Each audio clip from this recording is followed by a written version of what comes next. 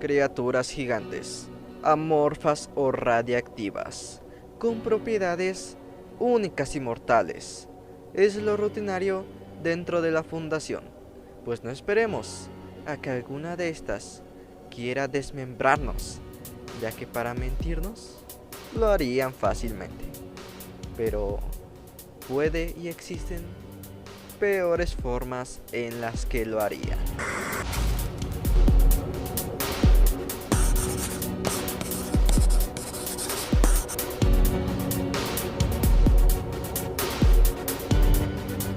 Bienvenidos de vuelta a una nueva investigación dentro de la Fundación. En esta ocasión te vengo a presentar a SCP-1369.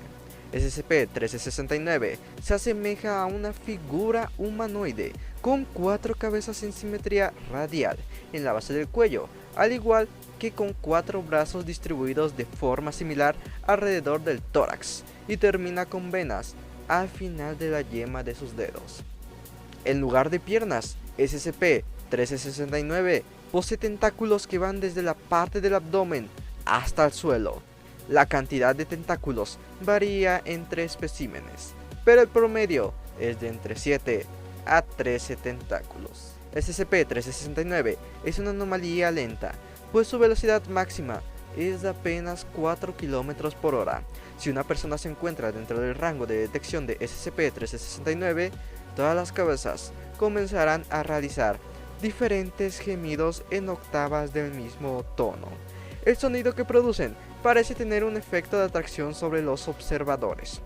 Anteriormente se realizó un experimento donde se colocaba cerca a un personal de clase D hacia SCP-1369.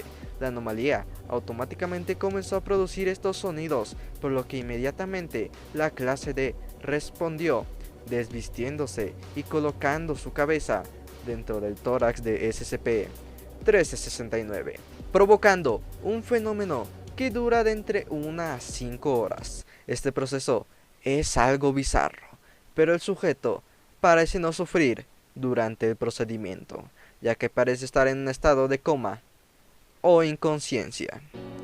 El proceso consiste en que los brazos de SCP-1369 incrustan el recto del sujeto, conectando el sistema nervioso central con las venas en las yemas de los dedos de SCP-1369, y que estos se fusionen sustituyendo completamente la sangre del individuo por la de SCP-1369.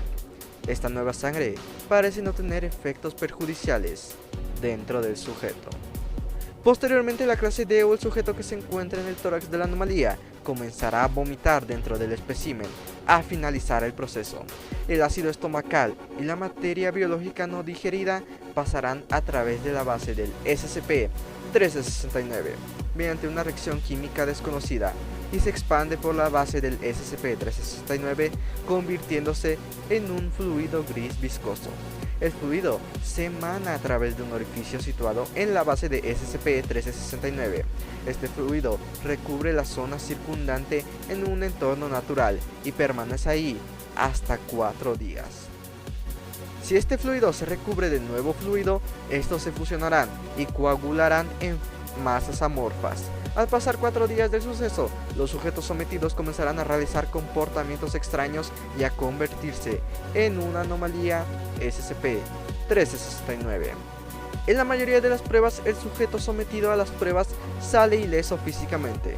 Sin embargo, unos días después de la experimentación, parece adquirir traumas psicológicos, esto incluso desconociendo el suceso ocurrido. Si durante el evento donde el sujeto se encuentra sometido por SCP-1369 es interrumpido de manera violenta o forzada, el humanoide SCP-1369 entrará en un estado de pánico, provocando el desmembramiento interno del sujeto, pues se encuentran conectados mediante sus sistemas nerviosos, provocando una muerte instantánea al sujeto sometido. Incluso una escena macabra y sangrienta, provocando una hemorragia masiva al sujeto. La manera de contener a esta anomalía es cercando una red de contención de 6 por 4 por 6 metros que rodea al espécimen SCP SCP-369, donde se mantienen a una temperatura de 9 grados centígrados. El suelo es revestido con rejillas de hormigón. Esta rejilla debe mantenerse limpia y despejada en todo momento. La masa de SCP-369 se dividirá cada 6 días, dependiendo de su crecimiento total. La materia biológica extraída será incinerada inmediatamente después de ser asegurada más allá de la zona de contención. Actualmente se sigue en debate si sustituir o no a SCP-369 al final de su vida útil por una de sus víctimas igualmente convertidas en un espécimen SCP-369. Sus medidas de contención parecen seguras por un momento, pero aún no se sabe con claridad qué métodos podría realizar y provocar una brecha de contención. Es por la cual la anomalía ha sido categorizada como Euclid. Entonces dime, ¿tú qué piensas? ¿Estarías dispuesto a ver la experimentación tan grotesca y bizarra de este experimento? Me encantaría tu opinión en los comentarios. Esto ha sido todo. Si te ha gustado, no olvides de regalarme un like o suscribirte.